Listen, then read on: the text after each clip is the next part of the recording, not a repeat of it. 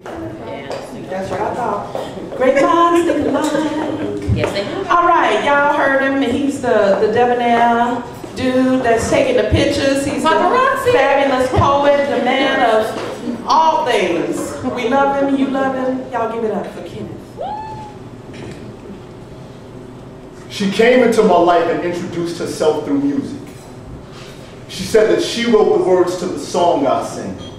And where some poets feel like all they'd ever need is one mic, she wondered why not live just one life consistent with the words you sing. Because when has a man's actions ever needed mics or amps to be heard? Just ask the girl who can't seem to keep his hands off her. And not because she is so irresistible, but perhaps because she must have missed the cue in how verbal seeds of abuse have a way of manifesting physical fruit. And I'll say again, when has a man's actions ever needed amps to be heard? Because when young girls accentuate their baby fat to fit the profile of a grown woman's curves, she told me I notice a real woman by the way she accentuates her nouns and verbs. And now I know a woman's gift isn't solely in the suave way she shifts her hips or the seductive way some lick their lips. But in truth, a woman's gift is her voice. Verify me by what Delilah did to Samson. The King James says she vexed him like Aunt Esther used to Fred G. Sanford. And you mean to tell me these second-rate poets are attempting to become singers? Well, so be it. Because only a few have mastered what Mahalia meant when she said, I want to live the life I sing about in my song. And don't get it twisted, I'm not speaking out against social or political reform, but my question is, what good does it do an impressionable congregation to hear a compassionate piece in favor of reparations, coming from the militant who can't understand why his children's mother is taking him to court for child support?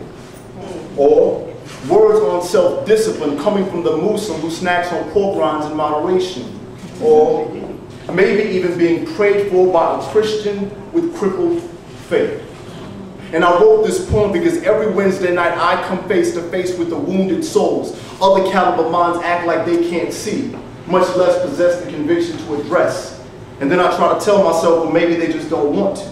But if this poem is for you, then might I suggest that if God saw a need so great for mankind as to deny the last prayer of Christ on Calvary, tell me, how can we as poets, how can we as preachers be so naive as to believe he's even the least bit concerned with how we feel when it comes to giving his people what they need? Yeah.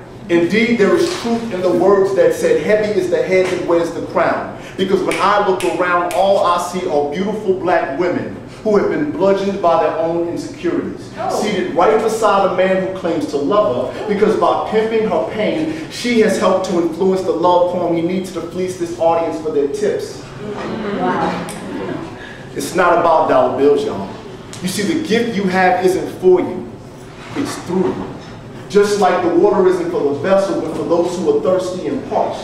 And past picket signs, petitions, and marching, our people always talk about evolving, but I just wonder if and when we'll ever begin to do so in our personal lives. Yes, it's life, it's love, it's living. What every one of us wants, but so very few of us ever live to see. Thank you.